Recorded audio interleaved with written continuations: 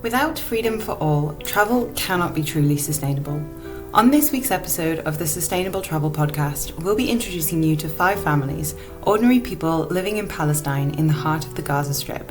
They are Amin and his family of 9, Ahmed Samuel and his family, Nesreen, her husband and 5 children, Ibrahim, his parents and 3 children, and Ahmed al-Sharif, who cares for as many animals as he can in Gaza. To say their day-to-day life is difficult is a huge understatement. In post-October 7th Gaza, life is traumatic, hungry, exhausting and impossible. But how did we get here? In 1922, the UN named Palestine, previously under Ottoman control, a British mandate, meaning the UK and British government had nearly full control of the area, which they called a Jewish national home, following on from the Balfour Declaration in 1917. During and after World War II, Britain facilitated the immigration of Jewish refugees fleeing persecution in Europe, particularly during the Holocaust. Tensions rose as more Jewish settlers arrived, and many Palestinians were frustrated over the sudden influx of Jewish people, which resulted in rioting and rebellion. In 1947, Britain voluntarily relinquished control of Palestine and posed the question to the UN, who sought to divide the country into an Arab and Jewish state. But in 1948, the Nakba took place, a massacre from Zionist paramilitary groups of hundreds of Palestinian people and the displacement of over 700,000 Palestinians from their homes. Since then, decades of occupation, military assaults and displacement have shaped daily life in Palestine, particularly in Gaza and the West Bank. On October 7, 2023, a Palestinian armed group and political movement known as Hamas launched an attack on Israel in response.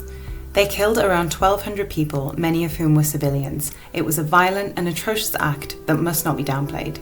Since then, however, Israel's response has been devastating and unprecedented. More than 55,000 Palestinians have been reported killed, with the actual numbers thought to be double that, and many more injured or displaced, as Gaza faces an ongoing humanitarian catastrophe. Now, Israel has broken international law over and over, most recently by refusing to allow aid into Gaza, which has led to a widespread man-made famine in the area. People are slowly starving to death, and it is wholly preventable. I connected with Emma Chave, a fellow travel content creator who has been in contact with many families living in Gaza. Emma is staying up to date with the situation through their word of mouth and by any means possible. While it was not possible to interview the families directly because of the ongoing current situation, we do have some video testimonies from them and we'll be using some of their Instagram footage with permission. Alongside our chat with Emma, they'll be telling us what the situation looks like now. So, Emma, this is probably the biggest topic that I'll ever cover on this podcast, I think. I hope, at least. Can you tell us a little bit about how you came to be interested in the situation that's currently happening in Palestine, and sort of how and why did you start learning about it? Yeah, of course. So before January 2024, actually, I'll be very transparent and say I actually knew nothing about what was happening in Israel or Palestine. And I just started to see one account out of all of my followers kept sharing things about Palestine and the conflict there. And it kept popping up and I kept seeing it.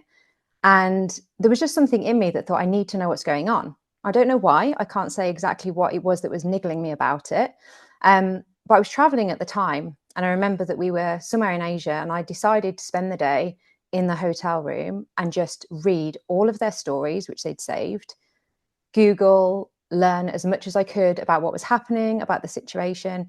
And I don't know why I did it. I remember telling Stefan, he was like, okay, that's how you're spending the day. And I was like, I just need to know. I don't know why. And I remember reading all of this stuff and I was just honestly really shocked. I was shocked that no one else was talking about it. And I was really shocked that it wasn't in the news, that the media wasn't covering it.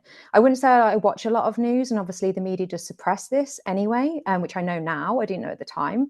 But I still think I was quite shocked that I was part of a travel community and I wasn't seeing anybody else speak about this at all. So after I learned this, I guess I started following some of the pages that shared updates and information, and I started sharing on our platform, even though it wasn't the type of content I was usually sharing. I was very aware that it was viewed as political. And even though we are very like travel photography, we've talked about kind of animal conservation, that type of thing. But we've never talked about anything like this. But I just felt this urge that I needed to speak out. I think the fact nobody was speaking about it made me more determined to speak out. So I just started sharing, and it kind of went from there, really. I guess I've just learned more and more as it's taken time. There's a lot to learn.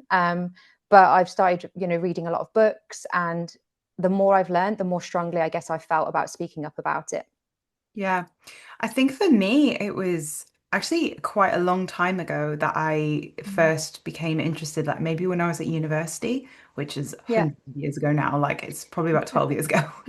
Um, and I remember thinking, I'd see people who I really respected saying I'm pro-Palestine, but then everything Yeah. I was reading in the news, everything I had ever sort of seen come across like my stream of consciousness, I guess, was like it's complicated, there's a lot to Mm, it, it's so confusing, this kind of thing. And I do yeah. remember same sort of thing like one day. And it probably shamefully was quite a long time after I'd initially heard about it. I remember sitting down and being like, what on earth is this about? When did Yeah. this start? How did it happen? And like you, I just read and read and read. I remember reading all of this and thinking, this is so interesting. But at the time, there wasn't any big push about it in the news. There was nothing really going Mhm. on. It was an occupation. I knew that, but not much else. So I just kind of moved on and that was like the end. And then I remember in the middle of COVID, in the middle of the pandemic, Murray asked me, oh well, what, like I don't really know much about it, what's happening there? And I Mm. remember being shocked that he didn't know anything and going into this huge monologue and telling him and then sitting down with him and making him do all the research as well. Murray is my partner and Stefan is Emma's partner. If we're talking about them, that's who they are. And yeah, I made him do all of this research. And at the end, he said, well, I think it's pretty obvious. We're pro-Palestine. And from there, it just was every time I saw something about it, I would share. And then after October 7th, everything got very confusing world over. Yeah, yeah. I mean, I now, even though I'm so passionate about speaking up about this, I do feel like it was such, I was so late to hearing about this, to learning about this. And I know that people in Palestine have been struggling for so many years against the occupation, against what's happening. Um, but I guess the important thing is that we have learnt about it. It's never too late to basically speak up or learn about it. I think at the minute people might be starting to feel a bit frozen, especially with people speaking up, like the governments are changing, I guess. Yeah. And I'm really glad that we're doing this podcast, but I don't want people to hear it and think, oh, I don't want to like say something now. Now everyone's saying something. Just say something. It's never ever too late to. And I've had those thoughts where I've thought, how did I not know about this? I feel guilty that I didn't know about it. I feel guilty I didn't speak up. But I think it doesn't matter when we learn about it. Like the fact that we're doing it and then speaking up is so important. So I know you said like you heard about it a long time ago and then it came back to you, but the important thing is that we have learned about it and we are speaking about it, because it was only one account that was sharing and I saw it. So you just never know the impact it will have on whoever sees what you share once you've learned. I completely agree. I think we need the tides to turn. We need a huge wave of people just saying this is not okay. And if Yeah. you don't know and you're worried and thinking, well, I don't want to jump on the bandwagon, that's not it. Like at this stage, yes, please jump on the bandwagon. I think you don't need to know everything to say that what's happening is wrong. Like Yeah. at this point, we can all see what's happening is wrong. Say that and then learn more. Like we don't need to learn everything. I am a bit of a stickler for it, I suppose. I was like, I had to sit down and learn because I wanted to know what I was going to speak about, like what I couldn't speak of. At this point, I think it's really obvious, especially with the media changing. And the news starting to change their narrative, that it's very obvious that we can all say we don't agree with this and it has to end. So hopefully people won't feel like they need to be perfect, because I Yeah. think it's just better to say something.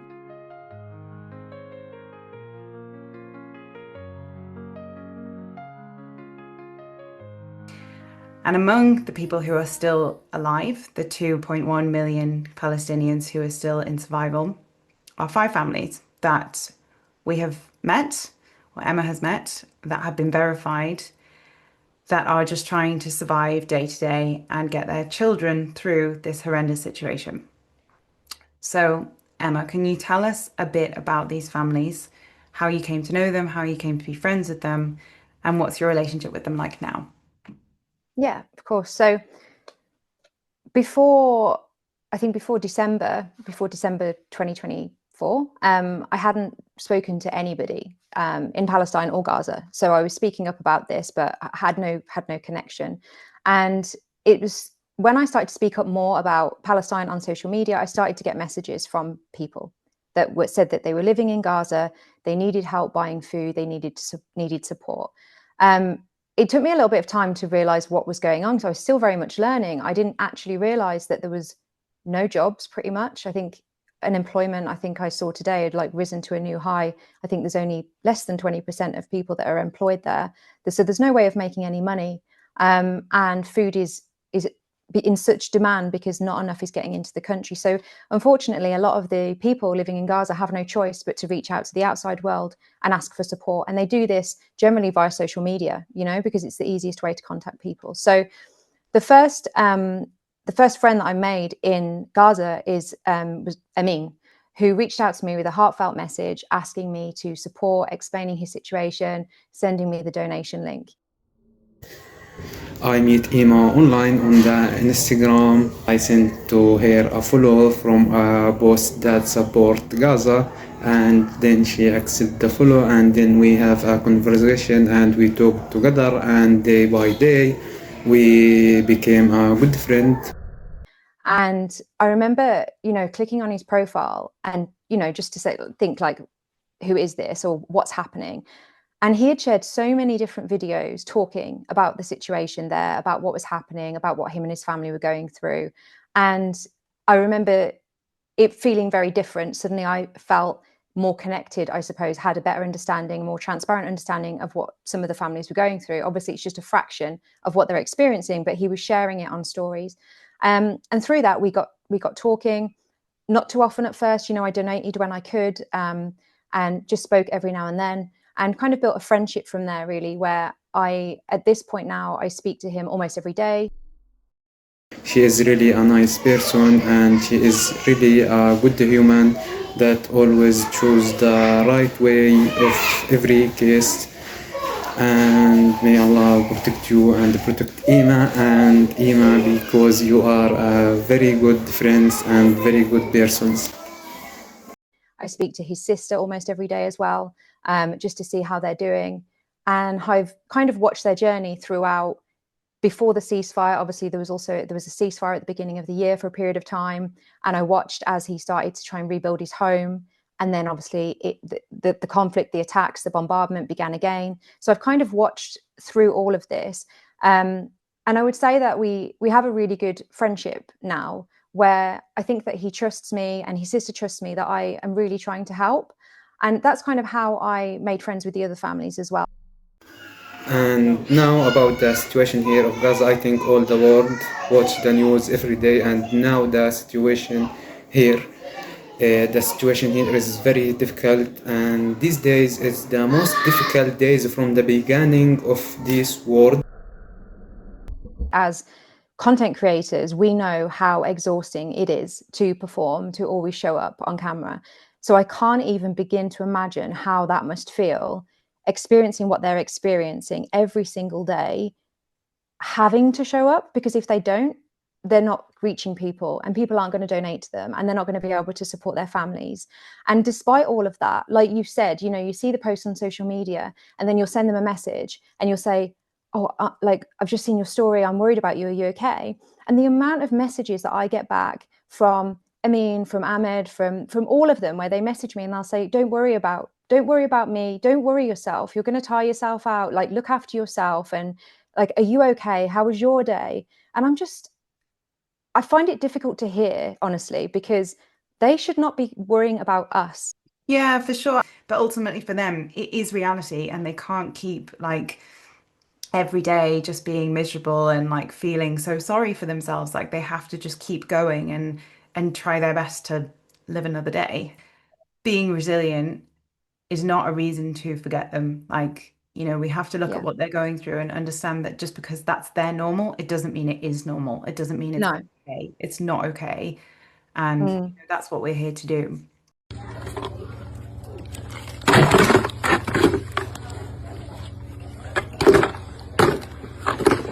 Hello, I am Muhammad, a Palestinian child from Gaza. This is my house. I am very sad and tired. While life under occupation might not always have been easy, the families we are speaking to on the ground felt they led a relatively normal life before October 7th, 2023.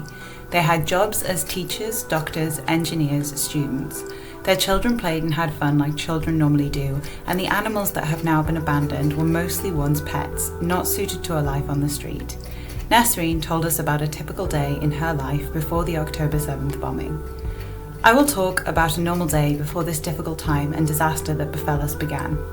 I wake up at dawn, prepare breakfast for my children, and make sure that my 4 children have gone to their schools. After that, I go to my school where I work as a geography teacher for the 17 to 18 age group. After 6 hours of work, I also finish preparing the food. Everything is ready because everything is available: electricity, a refrigerator, water, and bread. After eating, everyone rests and it is time for the afternoon. When my children return from playing, we all sit down to watch TV and I have prepared their favourite fruit platter. Then we go to sleep. How beautiful, simple, peaceful and full of love our life was. Now Nasreen has been displaced, her husband injured, and her children are undergoing immensely traumatic psychological distress, as well as struggling to find enough food to eat every day. The individuals we have been speaking to represent whole families, often multiple families, because they're also supporting people in Gaza who don't have access to social media. Who are we actually talking about? I think we should talk about the families that are on the ground, the people that we know there. Who have we got? We've mentioned Amin a few times. So we obviously have Amin, who we've talked about a few times. He's got a family of 9, and I speak to him a lot, as well as his sister Asil as well. And before October 7th, he had graduated as a medical equipment engineer. He also worked in marketing as well. And he said to me he lived a fairly normal life, which, you know, under occupation, but for him it was a fairly normal life. Hello friends, it's Amin. About me, I am Amin from Gaza, from Al-Maghazi camp in the middle of Gaza.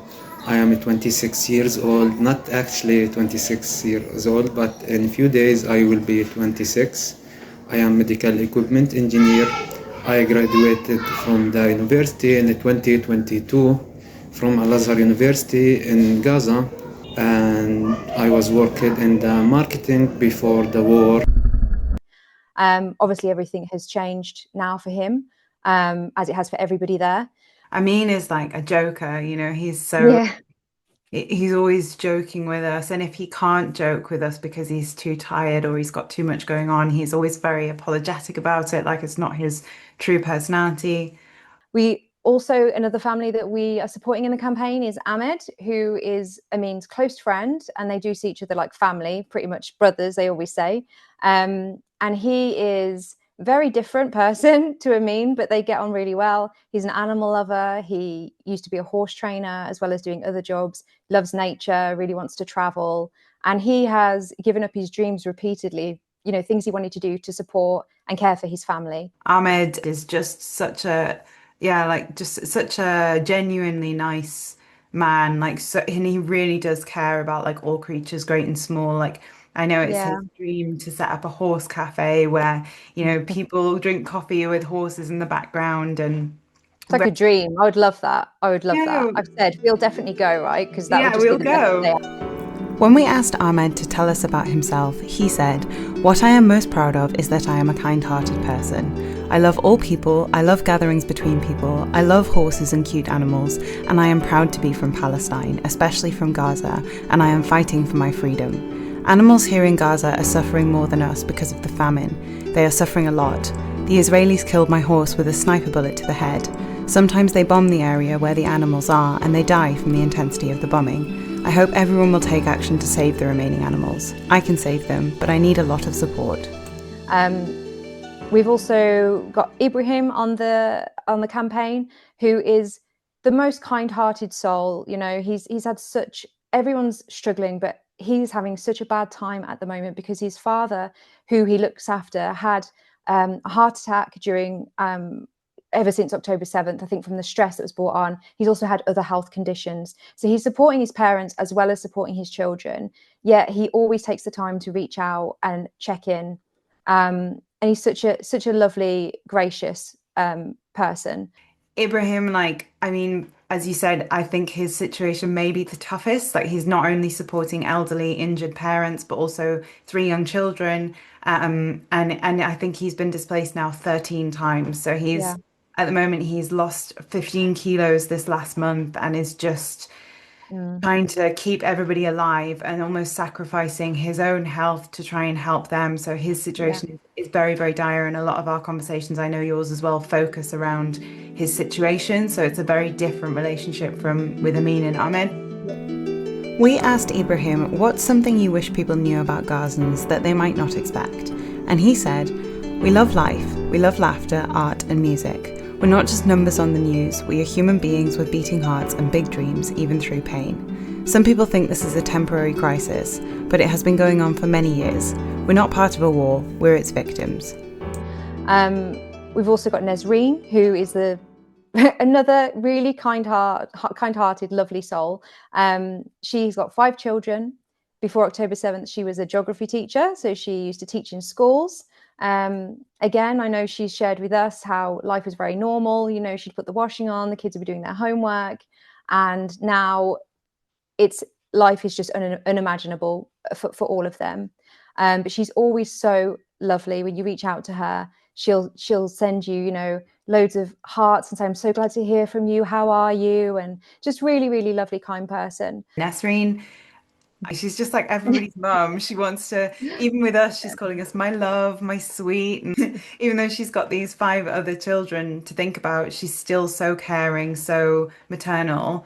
And the person we mentioned earlier, so we've got Ahmed, who we always call Ahmed, and Lisa the cat. So another animal lover. He loves animals. He's always trying to look after them in the area, which, of course, we're talking about people, but there are a lot of animals as well that have suffered throughout all of this, where the animals used to eat, people used to feed the animals all of the time, or they were owned. And due to constant displacement now, there's a lot of animals that aren't being looked after. And obviously the people don't have enough food to also feed the animals. But there are some people that are really trying. And Ahmed is one of those people. He's got Lisa the cat, and then she had kittens. And he's also trying to feed other dogs that come to his door as well. So another really kind-hearted soul. He really takes in every animal that comes to his door. Ahmed told us, I lost my close brother 6 months ago when he was shot by the occupation forces in front of our house. This left me in a difficult psychological state that continues to this day. The only thing that brings some hope to my life is watching my cat Lisa and her kittens play, or when I manage to feed them. All I hope for now is for this war to end soon and for us to get some food. I haven't eaten meat or chicken in over 5 months, and our bodies have become emaciated from starvation.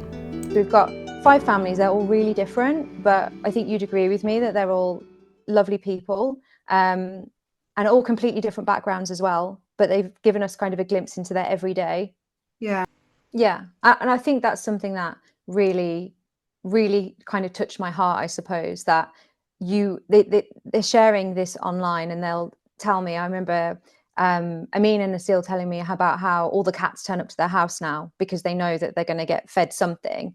And it's just, you know, it's bits of bread, but they don't have enough food themselves. You know, they're not eating enough food themselves, but yet they're still giving, and they're still trying to help people in their community, to make sure that, because some people obviously in the community don't have access to social media, they don't use it.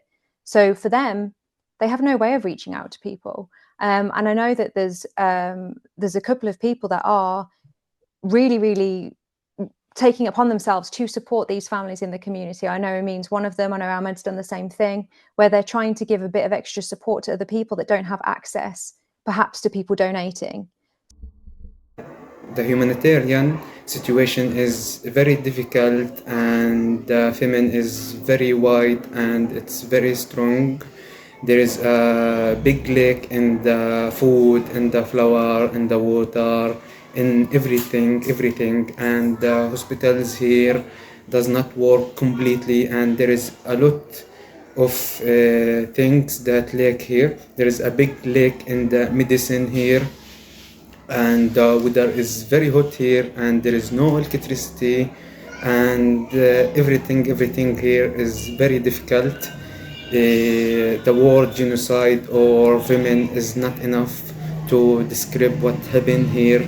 What happened here is not like the news show you, it's more difficult and more hard and more severe.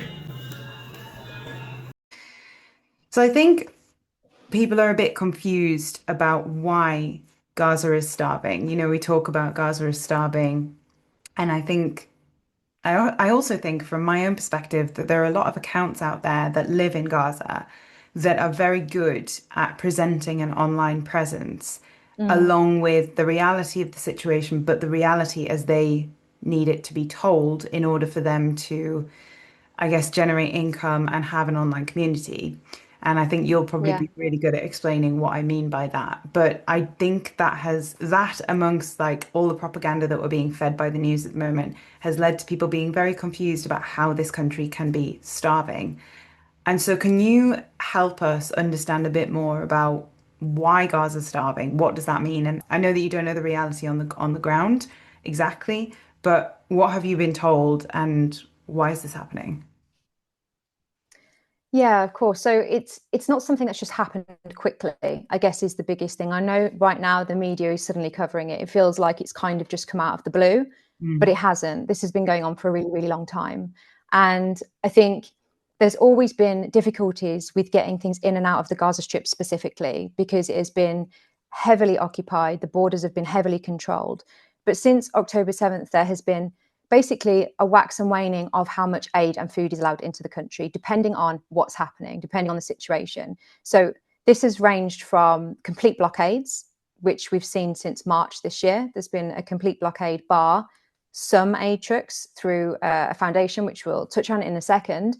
But generally, there's queues of NGOs and independent organizations that want to help, queues of their trucks at the border, and they're not allowed in.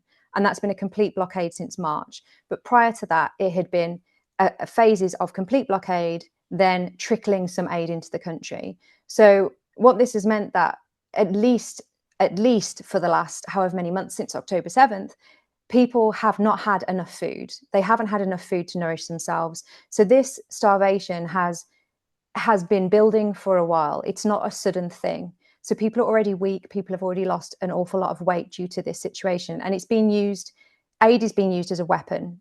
Essentially, that is what is happening here. And it's to break down the people and apply pressure for them to kind of get what they want, I suppose. So since March has been all crossings are closed. There's no access via sea, land or air at all into the Gaza Strip. There's only some trucks that are allowed in through the GHF, which is the Gaza Humanitarian Foundation, which is not an independent, similar to what has kind of gone in before. This is an Israeli and US-backed foundation, which was put in place because leaders started to call out saying people aren't getting enough food. However, what's actually happened is almost 900 people, by the last reports from the UN, have been killed at these sites. They've been shot at. Conflicting information about as to why that's happened. But the fact of the matter is, it's now that those foundations, those aid stations, are labelled as death traps among people that we speak to, and civilians. So I know for sure the families that we speak to, they don't go there. They won't go there because they know that they're risking their lives in order to go and get food, and it shouldn't be that way.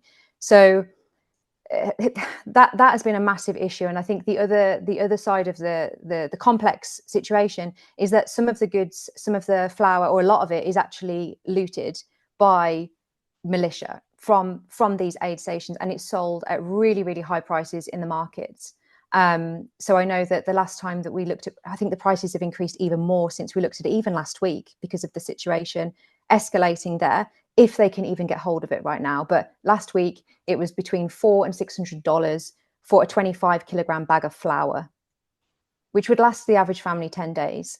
That's an absolutely insane amount of money. I mean, that is more than my monthly shop for everything. So to expect people to be able to afford that and feed their families when they're just relying on people in the outside world is crazy. So you can imagine that nobody's being able to afford enough food, even if they are getting donations. And now, obviously, the situation has escalated even further, where because the aid has been so little coming in, people are now saying there is no food at all, which is why now we're seeing this coverage on the media that Gaza is starving, but it has been ongoing for a really long time. It's just reaching a very critical tipping point now. It's hard to comprehend the reality. While aid trucks queue up outside of Gaza, they are not allowed to enter. The amount of food left in the Gaza Strip is minimal, and therefore prices have increased beyond any reasonable degree, with the cost to feed your family for a day around $100 to $200.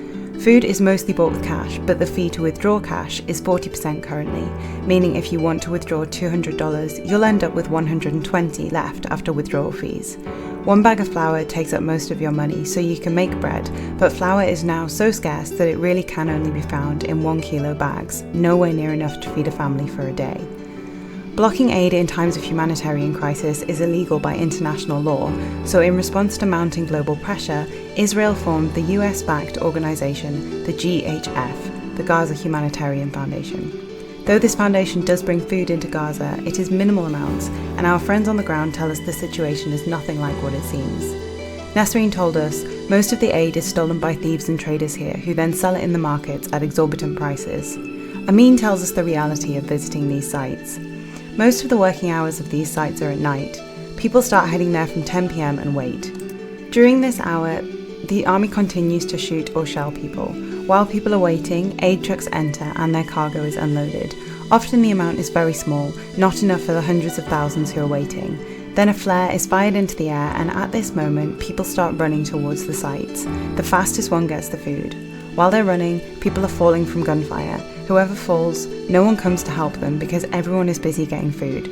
Some die from suffocation, some die from being run over, some die from being shot, some die from shells. They are a death trap, but those who do not have anything to eat or money are forced to risk their lives and humiliate themselves for a little food.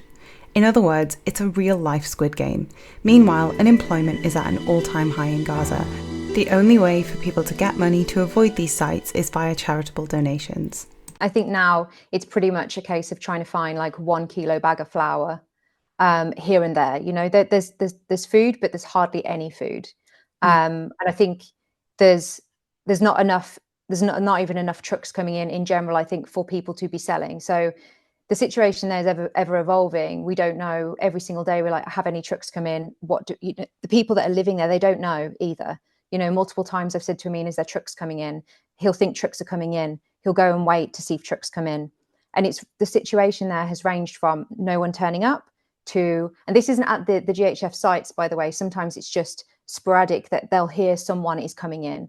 And it could range from trucks not turning up to people waiting and drones turning up and gunfire breaking out. And this is the reality of what people are going through. You know that you and I have both spoken to Amin where he's had a night like that just in the past week. So people are not only starving, but they're having to risk their lives in order to be able to try and get something to eat, which is just totally unacceptable. Yeah. And I also heard, and this is slightly less of a dire situation, which is going to sound ridiculous when I say what it is, but I also heard this week that water has reached an all-time low. It's now well below the legal international average, which is supposed to be 15 litres per person per day. At the moment, they're usually getting around 3 litres of water per person per day. Yeah. And I think a lot of that as well. I mean, again, it's been an ongoing situation where a lot of the infrastructure has been bombed and damaged. But I think a lot of what's happening now, obviously, they're in the hottest few months of the year. Also, there's a massive shortage of gasoline. So just for the trucks to be able to get water around to people is proving really, really difficult. So everything there right now is at a very, very critical stage. And about the occupation is fight us with a lot of ways, bombing and famine, and a lot of ways the occupation is divide Gaza because they want to divide the Gaza into parts. So you cannot move from part to part and make it difficult to you to visit or to go to any area to get anything that necessary to you, and this dividing make it easy to the occupation to steal this earth and steal the land and make it difficult for the people from Gaza. The occupation used the women to fight us, and no goods and no food and no vegetables that enter to Gaza, and the bombing does not stop. And as I say, these days is very difficult.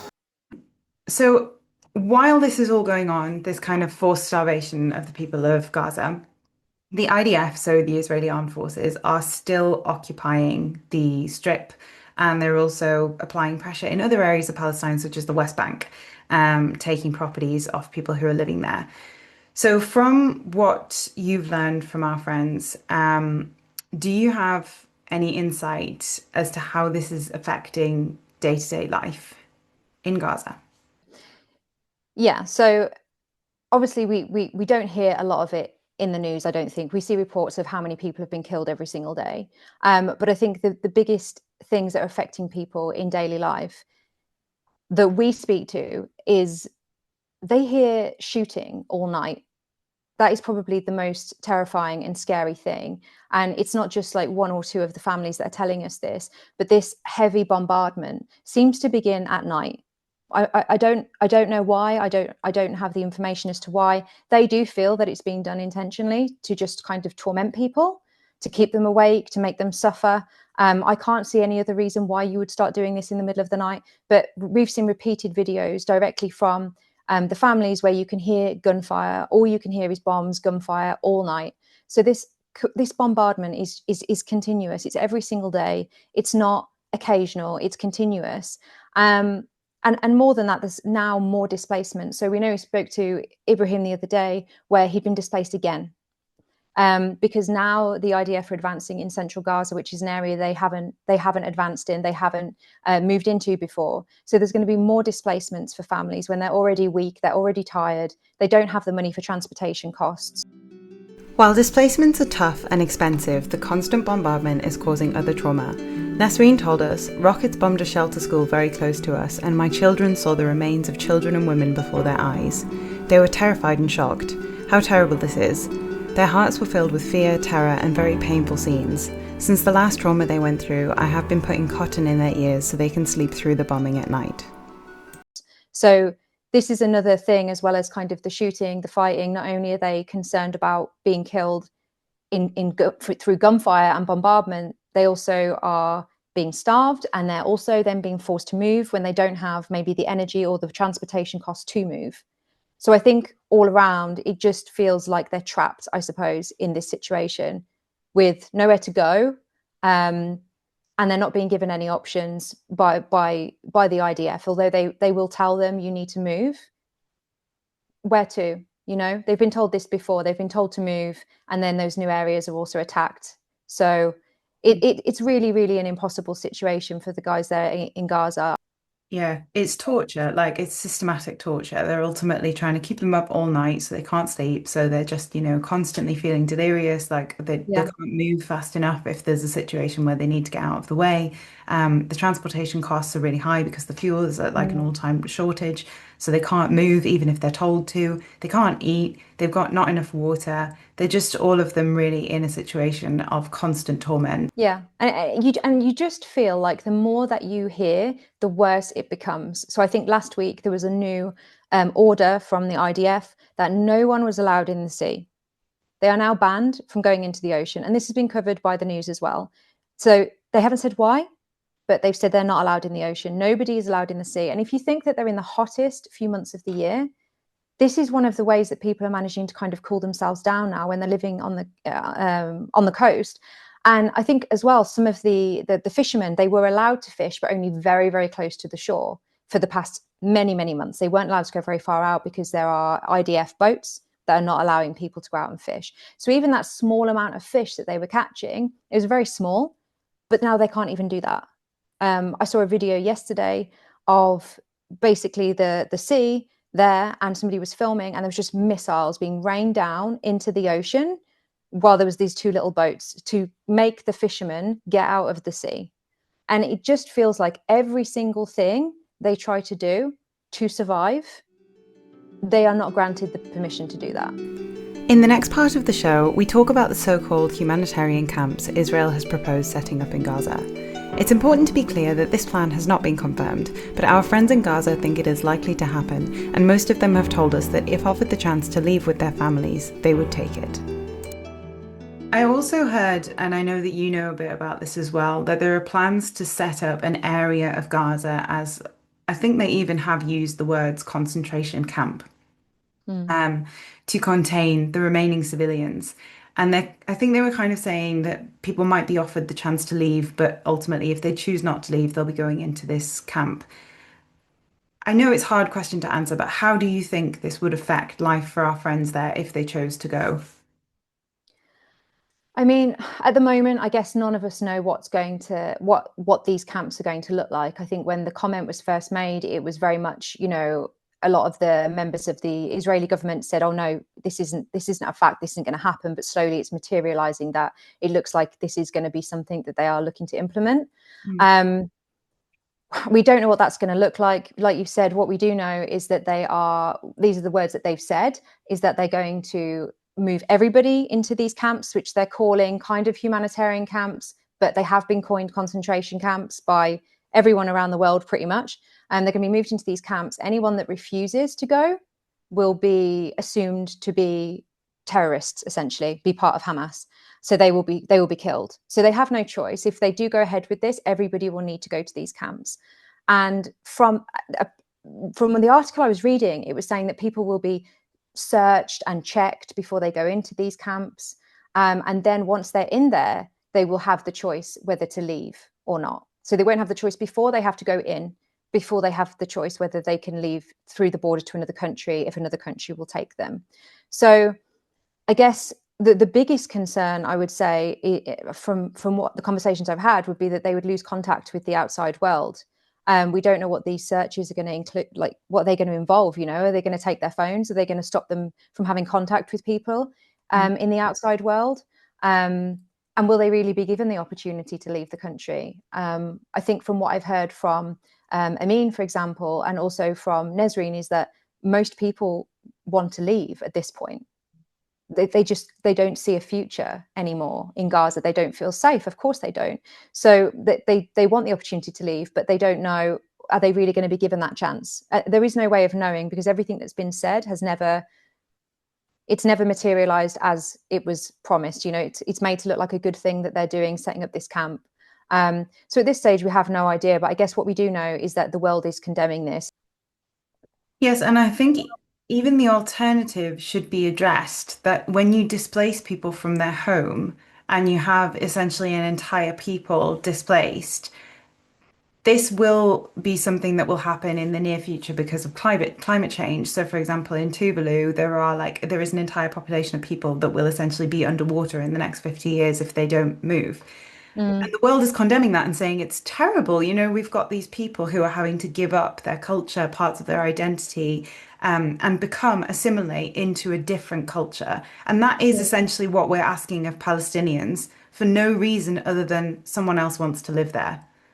And I think when you put it in those terms and think about what they're going to have to give up just to live, it's really terrible. The Western world has kind of backed this, they've allowed this to happen. We've stayed silent. The media has stayed silent and allowed this to happen. And then now it's becoming worse and worse. They're now being forced to essentially leave the country or die, is what it feels like. It's coming to that point. And we're seeing more and more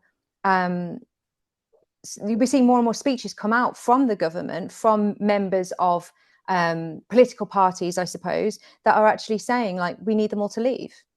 We want them to leave.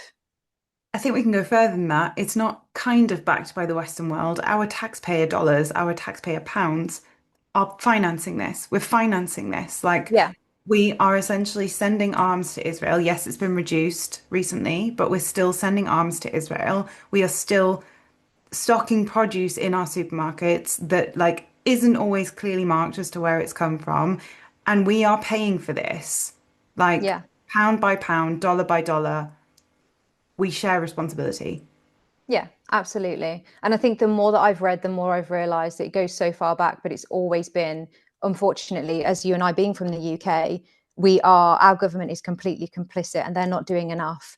And they're starting to speak up now, but they're not doing enough. It's just words. They're still sending arms. They're still supporting Israel. The US has been completely silent on the rest of the world's condemnations over the past week.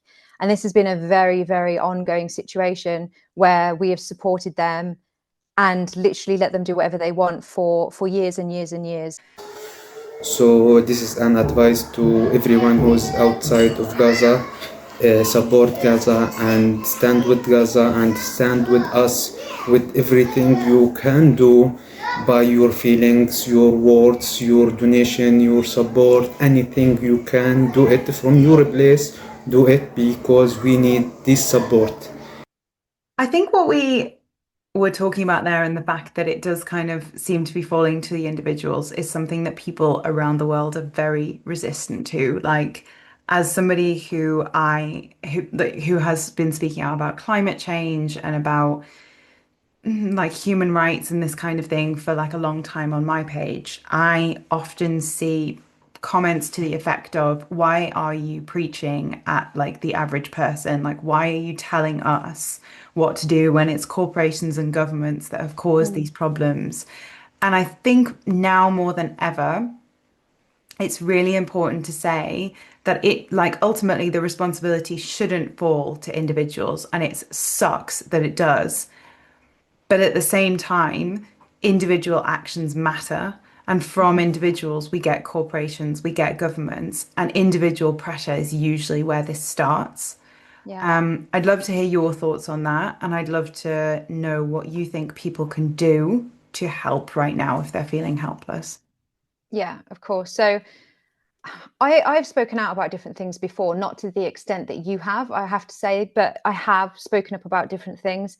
And you always feel like, I mean, in the past, it's been like, oh, I'll share this and I hope someone sees it and they learn something. Whereas this, honestly, is so much bigger. And I like you said at the beginning of the show, I don't think there's going to be anything bigger. I hope not, that I will ever pour my energy into and voice about and speak up about. I think that it's easy to say it's someone else will take action or someone else will do it. But like you said, I think the governments, if the governments look to the people to see what we're okay with, like, are we okay with this world or not? Are we okay with people being treated like this? Are we okay with watching the slaughter and genocide of a people? Is that fine by us? You know? And if we just sit back and we don't do anything individually, we don't do anything, this will continue because it's in the financial interest of different countries that are involved. If we take action, and the one thing that I really want to emphasize here is you don't have to go and do what we're doing and do a whole podcast. You don't have to set up a whole campaign. You don't have to read books back to back. You can just do something. You can sign some petitions. You can share something. You can even have a conversation. Here's what Ahmed had to say. If I could speak to the world, I would tell them, stop watching. Take action for us to stop this genocide.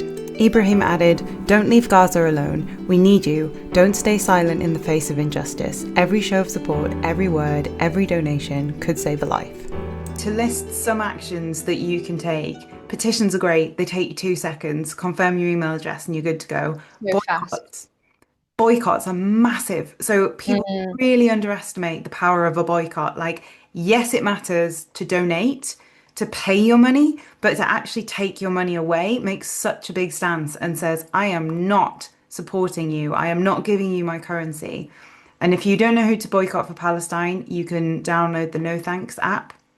You can sign up you can go on the website BDS Movement, Bravo Delta Sierra Movement, and that will give you a long list of brands that are fully complicit and tells you what they're doing. If you can protest, if you are able to attend protests, they are ongoing everywhere right now.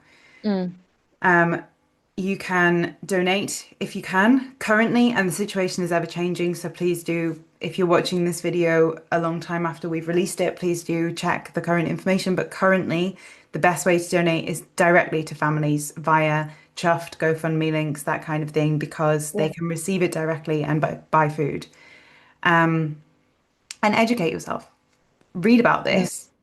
Listening to this podcast is step one, and it's a really good step. But go ahead, look up information on what's been happening over all of these years, and follow pages that are constantly sharing this information because it's so, so, so important.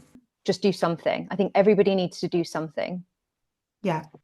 And so speaking of something, what we've chosen to do is set up a campaign for the 5 families that we mentioned at the beginning, who are, as we've said, all just the most amazing people. And what we are asking in that campaign is anybody who has the means to donate either £1, €1, $1, whatever is the smallest denomination of your currency that you can give, because we think that many people donating en masse can have much more of a difference than a few well-intentioned individuals. So, what can people do with this, Emma? What's this campaign about in your words, and what would you like to see come from it? So I think that when we discussed the campaign, because we've obviously worked on this together, it was very much that we were aware that there's a lot of people that have limitations with financial commitments, and they can't always afford to donate. And I think sometimes it's easy to see somebody asking for money and just switch off and then not actually read anything because they just think I can't afford it. And I think we've all been there. We've all been there where we look at something, we think I don't have the money. So we wanted to remove that barrier, which is why you actually came up with the idea about having the £1 or €1, where we could.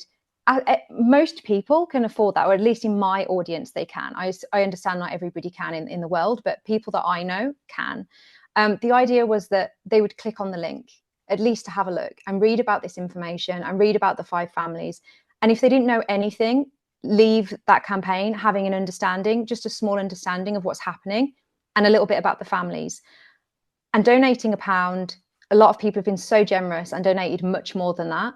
But all we want is £1. And then we want to ask people to pass it on to 10 people or more if you have more people. We're supporting families that are starving and they need our support right now. Please, can you donate £1, have a read of the link and just pass it on? Because ultimately money is important, but we don't want this campaign to end, give the money and then just leave the families, because the situation is ongoing, it's ever changing. We don't know how long they'll need our support for. So we want to do a few things. Obviously, we want to raise money. That's really, really important. But we also want to spread awareness so that more and more people are aware of what's happening, and they read the campaign and they think, oh, okay, maybe I need to go and read about this. Like, what's going on there? Why are they in this situation? And I guess the third thing is for people to follow the families, to connect with them on Instagram or social media, because I think once you start to see people as people and their personalities and you see what they're going through, it's much easier for us in our everyday life to think of it more as like a something that we can relate to, I suppose, rather than just a headline. You know, they are people. So we're hoping that at the end of this, more people will have reached out, will have supported, more people will have an awareness, and we will have funds that we can give to the families, which at the moment, as you know, we're giving each week because of the critical situation. So I think we have big plans for this campaign, don't we? We're really, really hoping it makes a big difference in all of those areas. While we push for a ceasefire, giving donations directly to families is the best way you can help them get food. Nesreen says, the love and support of others for me and my children has an indescribable impact on my psychological state and that of my children. Donations are my only source of hope for survival after I have lost everything. Amin said, the thing that would help me most right now is money. The campaign is a rescue and a blessing from God because money makes things so much easier here, especially in the light of high prices and inflation. And Ibrahim says that people who donate are the light in our darkness. I write these words with a heart full of pain, but I share them because I believe there are still people in this world whose hearts are alive. I think it really is. It's the best effort you and I can possibly put towards this, and we're giving it everything. Like, I think we have to say that, like, this is consuming us right now. We're doing everything we can for these families, but also for all of Gaza. And like, what I think, like, what I want to say in regards to this is that to the people who have donated, like, you are amazing. You are exactly the people who we believed would come together for this campaign. We are so, so grateful to you. Like, don't even think if you've just donated £1, that's, you know, I gave nothing. You gave us £1, and hopefully you shared the link with someone. And that to us is everything. It's everything because, you know, because of you, more people know about this. Because of you, those families had £1 more where they could possibly buy something. And if you haven't donated yet, I would ask, have a think about why, and have a think about what you understand about this situation. Could you learn more? Because I understand that you might not want to part with that money. It's not easy to part with money, especially when you don't know where it's going. So learn about where it's going, read about the families, read about the history. And then if when you've read about it, you think, hey, I could actually come back to that campaign and maybe I could share the link, maybe I could give £1, maybe I could connect with one of the families. That's really all I hope to achieve with it. Okay, Emma, lastly then, what are you working on at the moment, either for this or for other things, and where can people find you? So the main thing that I do is I have my own business in travel photography, which is where our Instagram page was basically born from, what it's focused on the majority of the time. So we have a website which is In Wonderment, which is Wonder, Wander. We thought we were being clever with that name, but it's turned out to be a complete nightmare. So it's Wonderment. We thought, oh, it's a play on words. Bad idea. But that's our Instagram, our website. So we talk about photography spots, we talk about travel, we talk about animal, ethical animal experiences. So that's what I tend to work on. I will say, like you said earlier, this campaign has completely consumed us. And I've done nothing on that for at least 2 or 3 weeks, but I am trying to put out content. So if you're into photography, that's what I am supposed to be working on, and what is kind of in the background at this point. The other thing that I am going to be setting up over the next couple of days is a Pins for Palestine campaign, which is just another way of raising more money. So I'm going to be selling little pins. They're kind of cute. You can have like a watermelon one, or like a dove, or a Palestine flag. They're not going to be expensive. It's going to be just a minimum donation of £5, which would cover the pin and the postage. And it's just another way really of trying to raise more vital funds for the family. So those are the two things at the moment that I'm currently working on. So that money from the pins is going to be going to the same 5 families, right? Yeah, absolutely. So yeah, please follow Emma. She's at In Wonderment, which is INWANDERMENT. The website is the same, so inwonderment.co.uk or .com? .com. Inwonderment.com. And please get involved with Palestine. That is kind of the final thing that I will say. You can find us on Instagram at the Sustainable Travel Podcast, or we're on TikTok at the Sustainable Travel Pod. No podcast, just pod.